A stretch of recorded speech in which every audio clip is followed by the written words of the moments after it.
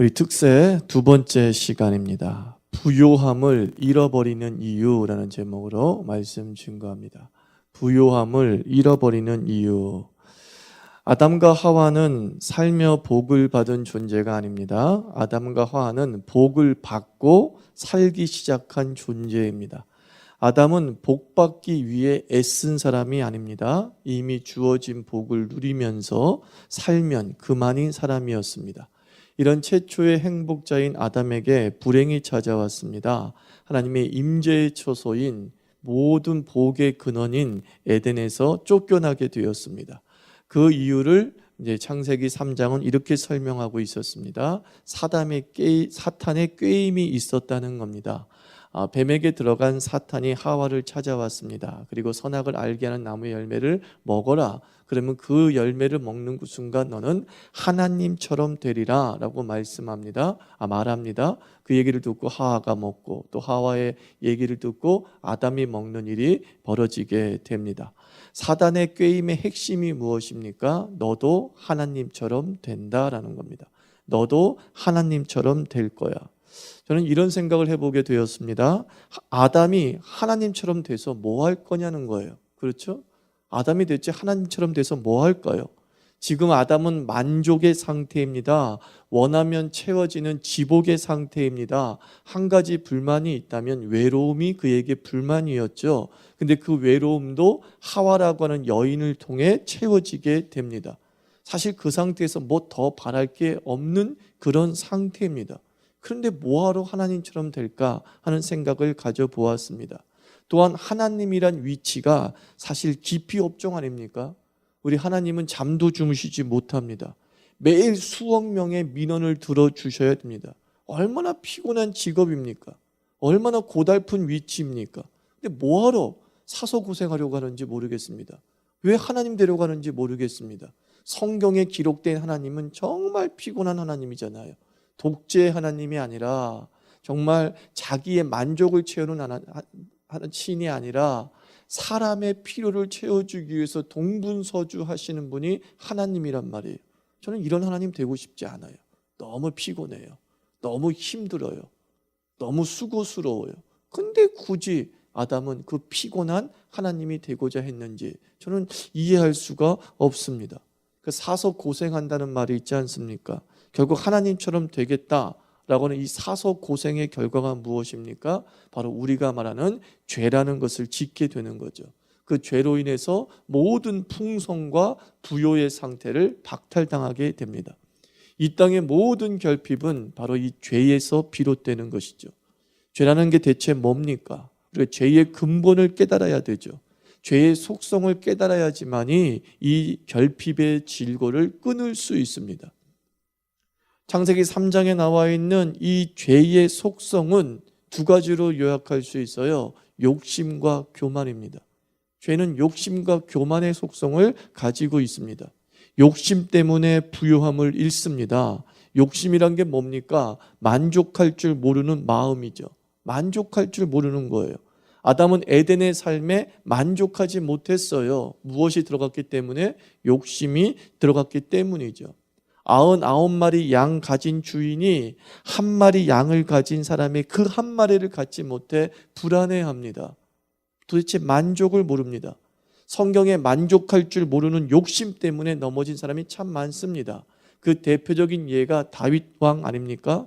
다윗은 왕으로서 3명 이상의 부인이 이미 있었습니다.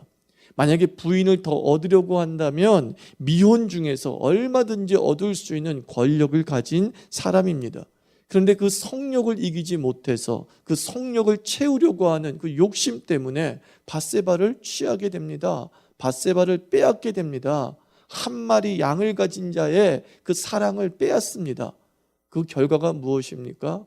치욕을 당하죠. 망신살이 뻗치는 일이 벌어지죠. 자기의 아들이 죽는 비극을 겪고 말죠. 밧세바 사건 이후로 다윗은 더 이상 영향력을 행사하지 못하죠. 하나님의 능력의 통로로 쓰임받지 못하고 밧세바 사건 이후에는 압살롬의 범죄부터 시작해서 꽁가루 집안의 전형을 보여주게 되는 것이죠.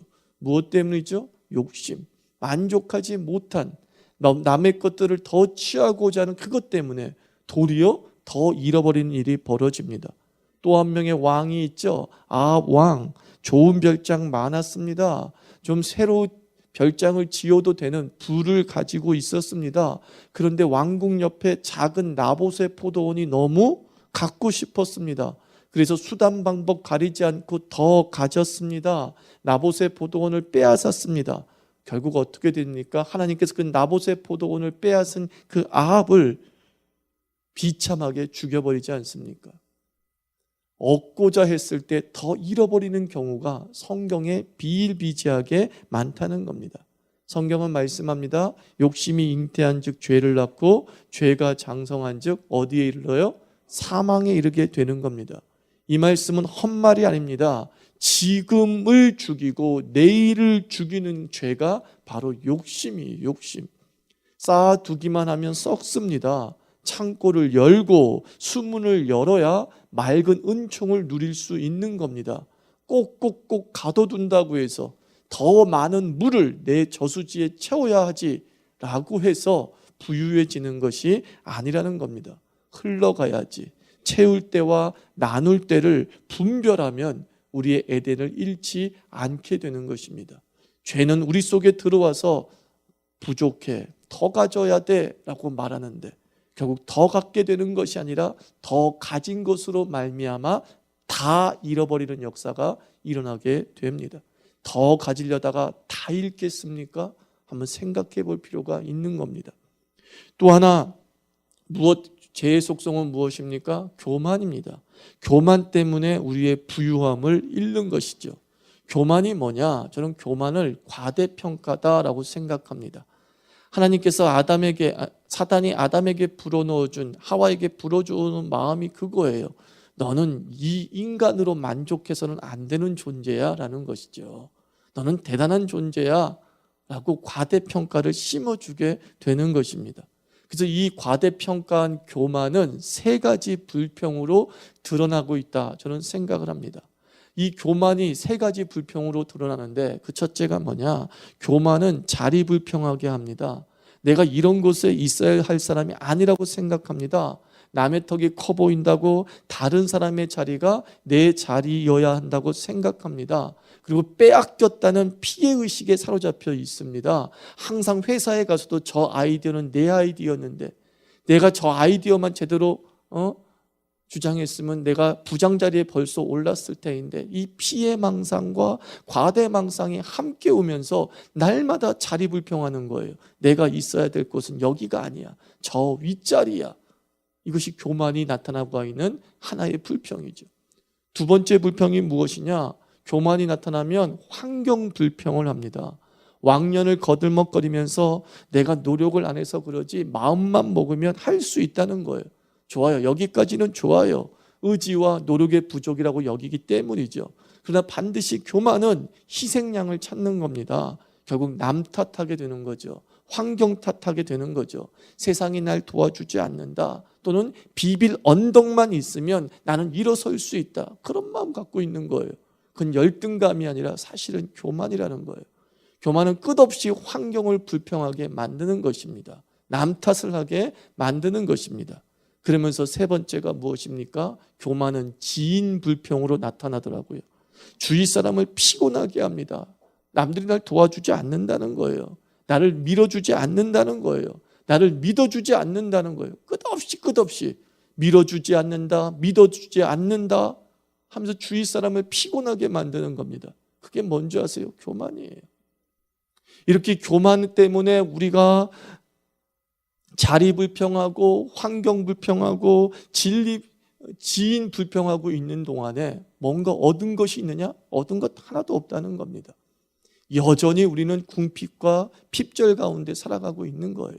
불평이 일을 만들지 못하죠. 불평이 열매를 만들지 못하죠. 근데 교만은 그렇게 우리 속에 침투해 들어오는 거예요. 아담이 자기의 그 현 위치에 대해서 불만하고 불평했을 때에 결국 에덴을 잃어버리게 되는 거죠.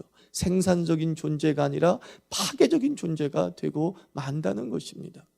우리가 이미 많은 부요를 주님께 받았는데 다 잃어버렸다. 왜요? 바로 이런 교만이 역사했기 때문이죠. 그래서 잠언에서 뭐라고 말씀합니까? 교만은 넘어짐의 선봉이라는 거예요. 넘어지고 싶냐? 교만하면 되는 거예요. 교만이 뭐라고요?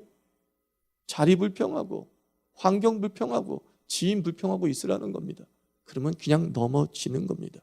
이렇게 부유하다고 우쭐거릴 때 추락하게 되는 거죠. 자리와 환경과 지인을 불평할 동안에는 사실 아무것도 채울 수 없습니다. 예수님은 마태복음 11장 29절에서 말씀합니다. 나는 마음이 온유하고 겸손하니 나의 멍에를 메고 나에게 배우라 그랬어요. 그리하면 너희가 쉼을 얻으리라 라고 말씀하고 있습니다. 예수 믿음이 무엇입니까?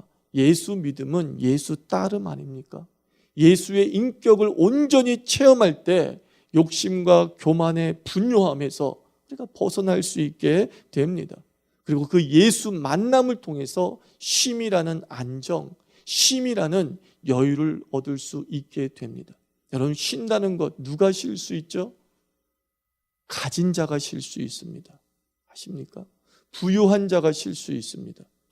부유하지 못한 자는 쉬지 못하죠. 근데 이 쉼이라는 단어엔 그 의미가 담겨져 있는 거예요. 예수를 따를 때 모든 것을 잃을 것처럼 보입니다. 예수를 따를 때 우리가 희생하며 손해보며 빼앗기는 것처럼 여겨집니다. 근데 주님은 말씀합니다. 쉼을 주리라. 다른 말로 뭐라고요? 너에게 여유를 주리라. 그런 뜻이에요. 너희가 부유해지리라. 그 말씀과 동일한 것입니다. 예수 믿음이 있습니다. 그리고 우리는 예수를 섬김이 있습니다. 그리고 또 무엇이 있습니까? 예수 따름이 있습니다. 신앙은 이 세 박자가 맞아야 돼요. 예수를 나의 구세주로 믿고 그 예수님을 하나님처럼 섬기면서 그 예수의 가신 길을 따라가는 것, 그게 신앙이라고. 많은 사람이 예수 믿음에 멈춰 있는 거예요. 그러다 보니까 우리 안에 죄의 근본인 교만과 그리고 욕심의 자아가 죽지 못하는 거죠. 그래서 하나님이 이미 주신 그 에덴을 잃어버리거나 하나님께서 주신 그 에덴을 취하지 못하는 안타까운 상황에 빠지게 되는 것입니다. 여러분은 하나님 안에서 이미 은혜를 받은 줄 믿습니다. 그 은혜를 저는 지키는 자 되기를 바랍니다. 또 하나님은 계속 은혜를 주실 것입니다. 그 은혜를 취하는 자 되기를 바랍니다. 지키고 취하면서 살아갈 수 있어야 되죠. 이 모든 출발은 바로 죄의 속성을 끊어내는 예수의 믿음에 있고 예수를 섬김에 있고 예수를 따름에 있음을 우리가 기억해야 됩니다. 우리가 끝까지 창세기를 읽지 않았지만 창세기 15장 3장 15절을 같이 읽었어야 되는 거예요. 자, 창세기 3장 15절을 읽습니다. 시작. 내가 너로 여자와 원수가 되게 하고 내 후손도 여자의 후손과 원수가 되게 하리니 여자의 후손은 내 머리를 상하게 할 것이요 너는 그의 발꿈치를 상하게 할 것이니라 하시고, 오늘 읽은 3장은 어떤 내용이라고 그랬어요? 우리의 부요함을 잃어버린 이유를 설명하고 있었어요. 그것은 죄 때문이었고 죄의 속성인 욕심과 교만이 우리의 에덴을 잃어버리게 했다. 이게 주제였어요. 근데 느닷없이 15절에서 여자의 후손 얘기가 나오고 있어요. 이게 바로 원시복음이라고 하죠. 오리진 가스펠. 최초의 복음, 예수님 이야기가 창세기 3장 15절에 나오는 거예요. 너희를 절망하게 만들었던 그 모든 것을 밟아버리겠다. 누가? 예수 그리스도께서. 너희를 결핍하게 만들고 에덴에서 쫓겨나게 만든 모든 원인인 그 뱀을 내가 머리를 밟아버리겠다. 죄를 밟아버리겠다. 희망이 다시 생기는 거죠. 여러분, 잃어버리셨습니까? 우리에게는 창세기 3장 15절이 있습니다. 결핍과 빼앗김 속에 허덕이고 있다고 생각하십니까? 그것이 끝이 아니죠. 다시 우리에겐 에덴이 주어질 창세기 3장 15절의 복음이 우리에게 주어지게 될 것입니다. 예수 그리스도로 말미암아 죄를 이겨서 죄가 빼앗아간 모든 하나님의 음총을 다시 회복시키는 그리스도인 되기를 주의 이름으로 축원합니다. 기도합시다. 하나님 아버지, 우리 주의 백성들이 오늘도 하나님 아버지여 교만과 욕심이라고 하는 이 죄의 속성을 예수를 믿고 섬기고 따름을 통해 이길 수 있게 하여 주시옵소서. 이미 취한 것은 지키게 하시고 그리고 앞으로 취할 것을 기대하며 살아가게 하여 주시옵소서. 기도합니다.